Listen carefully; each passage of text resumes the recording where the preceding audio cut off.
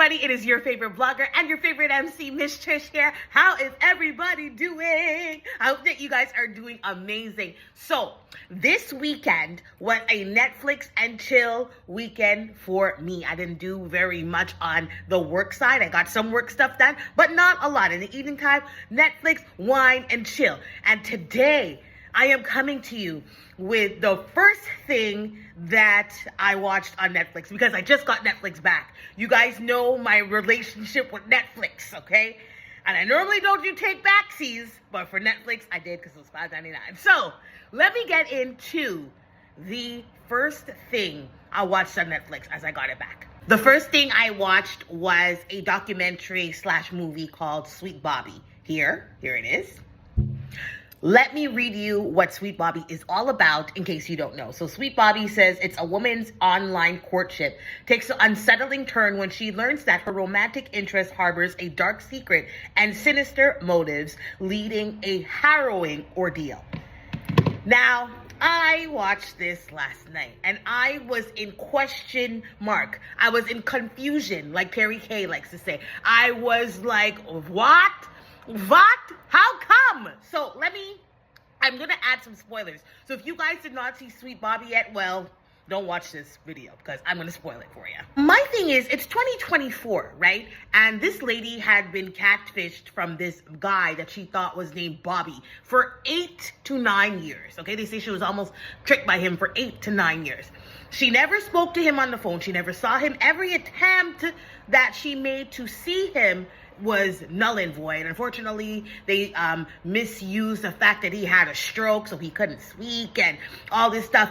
My thing is though, right? First of all, may this level of desperation never, ever reach me, and it won't. But I'm just saying, what made you continue to talk to this person? Now, what's good about this lady is that she never sent Mr. Bobby any kind of money, right? So that's good because most catfish, what they do is they always ask him for money. Oh my God, my plane crashed, my daughter's sick, all kinds of excuses. But for 8 years, you never heard this man's voice on the phone. You never seen him face to face, not even a video call, and you continued with this conversation. And this leads to a bigger conversation, right? Because different cultures honor different things, whereas her culture, they honor marriage, and nothing is wrong with that. But sometimes I feel like because cultures honor certain values so much that a lot of people feel pressured to actually be exactly what that culture wants them to be, when sometimes in turn they don't want to. I'm not sure if she was content single. I can't say that. I know she was very dedicated to her marketing and radio career, which is cool. But I do feel just watching her at some point, she probably didn't really want to be married, but she found Bobby and then settled for the bare minimum that he was giving her. The thing with her is the pressure was getting worse for her. You know what I mean? The thing with her family pushing the marriage and stuff like that. And again, if you want to be married, that's okay. And if you don't want to be married, in my eyes, that's okay. But certain cultures, again, they value certain things. And again, not downing any culture. Whatever you do is for you, and you do that. So anyways, long story short, she's now on her age because her grandmother passes away. And it's sad, you know, on anybody passing away that you love and you're close to, they pass away. So now she needs Bobby to be there with her because this is a critical time. Bobby says, oh, I'm in London. You know, she goes to the hotel. There's no Bobby. She asks the front desk. There's no Bobby. She gives a different name. There's no Bobby. She's like, okay, what's happening? Sis does, I think it's a Google search or some kind of search to find out where Bobby actually lives. She drives over to Bobby. She drives and she gets to Bobby's house, which is an hour out, and finds Bobby's house. Ding dong, knocks at the door. Guess who opens the door? Bobby. It's Bobby. What's Bobby doing here? Long story short, Bobby don't know who she is. Surprise! Bobby don't know who she is at all. He was like, who are you? He was about to call the police on her and all kinds of stuff. Like what? The wife is there, the baby's there, because Bobby had a baby during their whole talking time, and they don't know who she is. And she's hysterical in front of this man's house. And he's like, listen, you need to leave, ma'am, because you are a danger to my family the way you're getting on. I don't know you. Then the police get involved. And her cousin that she's always communicating with is like, oh my God, don't call the police because it was me the whole time. Wow. During the whole course of the movie, she talks to her cousin a lot, right? I figured Simran, I think her cousin's name was. Sorry if I'm saying it wrong, because that bitch, like seriously, and I'm going to say that bitch because that's very messed up to mess with someone like that for 8 years psychologically. She also made up extra characters and all this kind of stuff. And I'm like, yo, you have to be a different kind of evil to actually make up different characters and be this diligent in trying to trick someone and mess with someone's heart. For 8 years, granted, Missy over there also entertained it for 8 years too. But at the same time too, I'm thinking you have to be a different kind of evil because at some point, Bobby controlled Missy's life, right? And she was Miss Ma'am's life. She had to be on the phone with him. She had to go to sleep with him.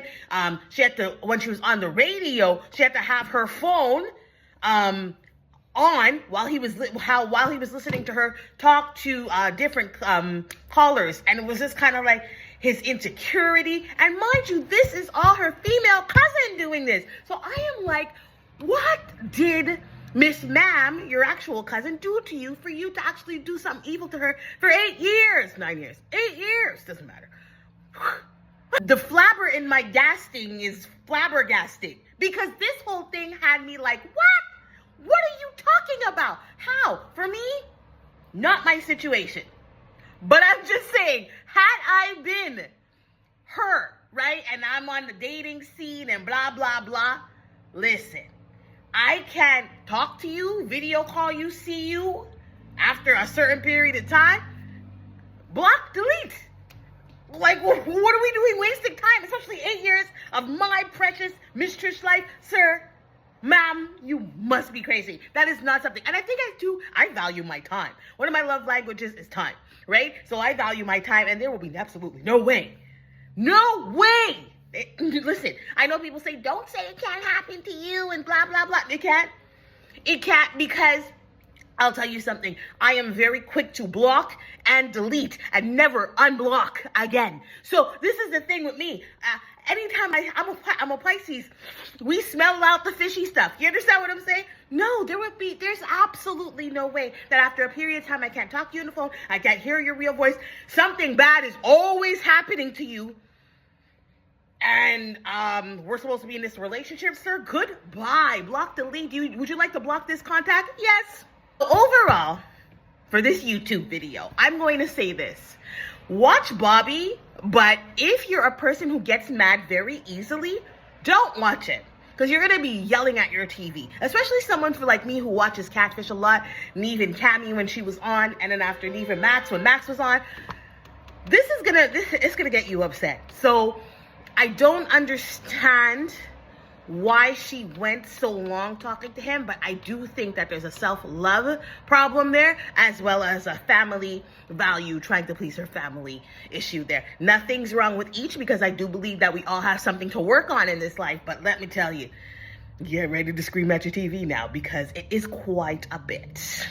Anyways, folks, thank you so much for watching my review on Sweet Bobby. Good luck if you do watch it. I'd love to hear your comments underneath this video to see if you did watch it and stuff like that, and your feedback. And if, you think that you could ever be catfished, do you think in 2024, leading into 2025, we're a couple of months away, do you think that you can be catfished? I mean, if you're in the dating scene or whatever the case may be. But yeah, I don't know. What's your take? Have you seen the movie? Let me know. Much love to you guys. We'll definitely talk soon.